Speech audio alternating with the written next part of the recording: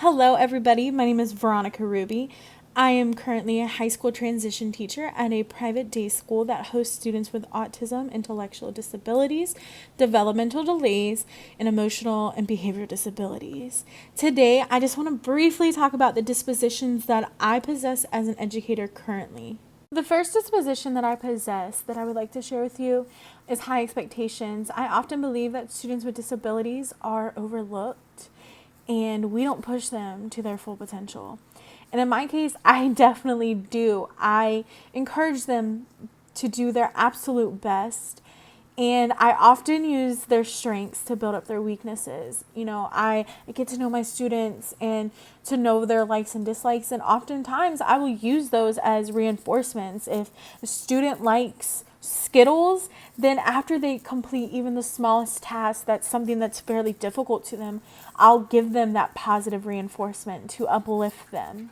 Number 2 is respect for diversity. In my classroom, that is so important because I have students from all types of backgrounds, all types of family lives especially, and even kids that live in group homes. In my classroom, we are a family, and I use that to allow them to realize all families aren't the same, and it's okay. As long as there's love, there's kindness, and, the occasional fight, but we're all still family and we're going to be there with each other no matter what. And this helps build and understand each other as a whole little classroom community. Number 3 is fairness, and fairness is so important in my classroom. Working with students with all types of different disabilities and all types of needs, I think it's important to give them the correct modifications and accommodations they need so they can do instruction, they can do activities. A lot of times I use pictorial representations, whether we're doing a folding activity and the instructions are a visual, step by step, or we're making a pizza and the directions are visual. I make sure I have those so all my students can still do the activity because it's fair. And I often carry this little thing around on my ID badge that allows my nonverbal students to speak at any given time when they need something or want something, because I think it's important for them to have a voice no matter what time of day it is, no matter where we are. Number 4. So number 4 to me is professional conduct. I think professional conduct is super important because you have to dress and act like a teacher. These students look up to you and they respect you, and constantly I dress the part. This is actually what I wore to work today.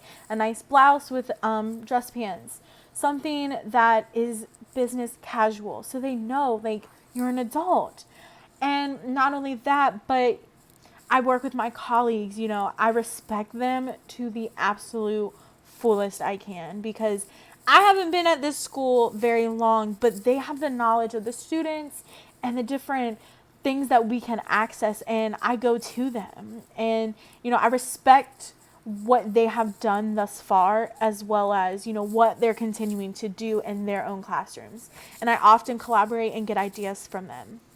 5 and 6. Sign language, those kind of two go together. I'm going to talk about compassion and advocacy. Compassion, wow. I use compassion on a daily. I'm a very upbeat, positive person because that's the type of, personality my students need to continue to work, especially when they get discouraged or especially when they're having a severe behavior. They need a calm, kind of caring voice to help them get out of it and come back. And advocacy, oh my goodness, I cannot talk about advocacy enough in special education. My students especially oftentimes don't have a voice. So I have to get to know them and know what they like, what they don't like, how they feel, what they like outside of school, what they like inside of school, even their favorite foods, because I can be their voice for them. And also, when they're not being treated fairly, I can say something for them. And I think that's extremely, extremely important, especially working in the field of special education. Now, I know I seem perfect, but I'm not. And there's definitely, in every single one of those, I can work harder to be better. But there's one disposition that I slightly struggle with more than all of them, and it's reflection. It's not that I don't reflect on myself, because I do every day. I think about what I could have done differently, how I could have interacted in a different activity to do better, but it's getting, the feedback from my colleagues with me asking. I love their feedback when I don't ask for it. I love it. It helps me grow as an educator. But oftentimes asking for it is a challenge for myself, because I don't feel confident enough to ask for it. And it's something I'm working on every day, especially in small steps. Lately, I've just been asking for them to look over my IEPs and if it sounds right. And those are the first steps that I can do, to help my reflection build from my colleagues. So after talking about all these dispositions, I kind of want to touch base about what I think a professional educator looks like. And yes, I do think I look like a professional educator, but I think there's some key components that professional educators possess. I think a professional educator is kind, they're caring, they're competent, and they're effective.